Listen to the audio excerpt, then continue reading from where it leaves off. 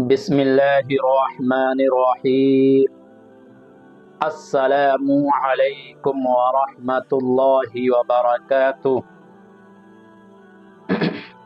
میرے پیارے بھائیوں اور پیاری ماؤں اور بہنوں،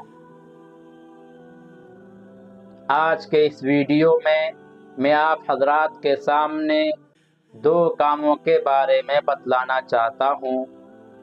پہلا کام وہ ہے کہ جو مسجد میں نہیں کرنا چاہیے، اور دوسری چیز کیا ہے؟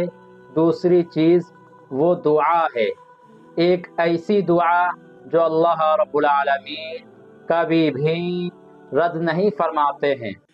یعنی اگر یہ دعا ایسی ہے، جب کوئی بھی بندہ کسی بھی حالت میں، کسی بھی صورت میں، کسی بھی وقت مانگے گا تو اللہ رب العالمین اس دعا کو ضرور عطا فرمائیں گے۔ چنانچہ میں اپنی بات کو آگے بڑھاؤں، اس سے اللہ رب العالمین سے دعا ہے، اس سے پہلے اللہ رب العالمین سے دعا ہے کہ اللہ رب العالمین ہمیں اور آپ کو کہنے سننے سے زیادہ عمل کرنے کی توفیق عطا فرمائے۔ سب سے پہلا کام جو مسجد میں جا کر نہیں کرنا چاہیے، وہ کام یہ ہے کہ مسجد کے اندر نماز پڑھنے کے لیے کوئی جگہ مقرر نہیں کرنا چاہیے۔ سرکار دو عالم صلی اللہ علیہ وسلم نے مسجد میں نماز پڑھنے کے لیے جگہ کو متعین کرنے سے منع فرمایا ہے، اور پیارے آقا صلی اللہ علیہ وسلم نے ارشاد فرمایا ہے، ویسے نہ بنو جیسے اونٹ ہوتے ہیں۔ کیا مطلب ہے اس حدیث کا؟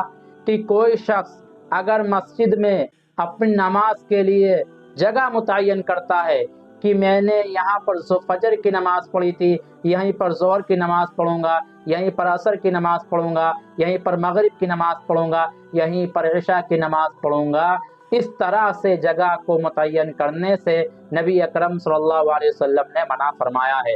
اور کیا فرمایا؟ ویسے نہ بنو جیسے اونٹ ہوتے ہیں، یعنی اونٹوں کی چراگاہ کے اندر اور ان کی جو رہنے کی جگہ ہوتی ہے، جس جگہ پر اونٹ رہتے ہیں بہت سارے، جس گھر کے اندر، مکان کے اندر، تو اس گھر اور مکان کے اندر ان کی جگہ متعین ہوتی ہے۔ اونٹ باہر ٹہلنے کے لیے جاتے ہیں، گھومنے کے لیے جاتے ہیں، چرنے کے لیے جاتے ہیں، لیکن جب شام ہو جاتی ہے تو اس گھر اور مکان کے اندر اپنی اپنی جگہ پر چلے جاتے ہیں اور ان کی جگہ متعین ہوتی ہے۔ لہذا اس کام کو کرنے سے نبی اکرم صلی اللہ علیہ وسلم نے منع فرمایا ہے کہ نماز کے لیے جگہ متعین نہ کرو، بلکہ جب آپ مسجد میں جس وقت آئیں، جس موقع پر آئیں، تو آپ کو جہاں پر جگہ ملے وہیں پر نماز پڑھ لیجئے۔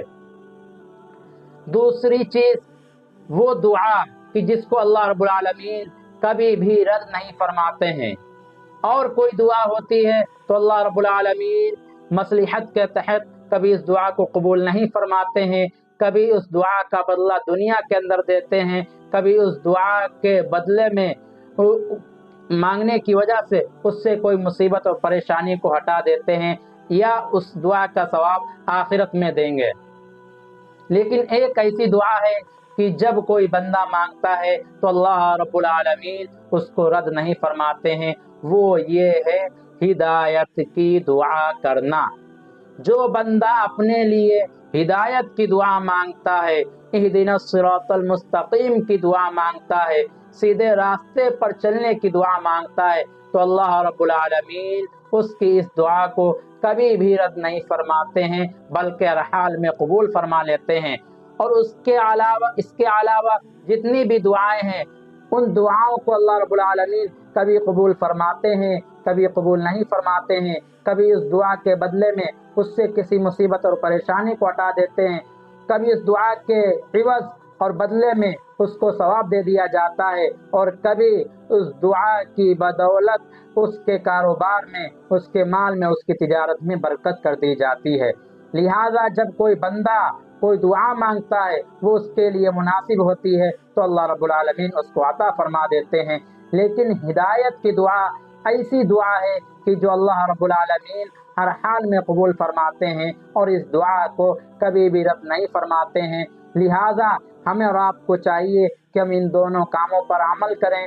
پہلا کام تو یہ ہے کہ ہم مسجد کے اندر نماز کے لیے کوئی جگہ متعین نہ کریں، اور دوسرا کام یہ ہے کہ ہم اللہ رب العالمین سے زیادہ ہدایت کی دعا مانگیں۔ اللہ رب العالمین سے دعا ہے کہ اللہ رب العالمین ہمیں اور آپ کو کہنے سننے سے زیادہ عمل کرنے کی توفیق عطا فرمائے۔ وآخر دعوانا الحمد للہ رب العالمین برحمتک یا ارحم الراحمین۔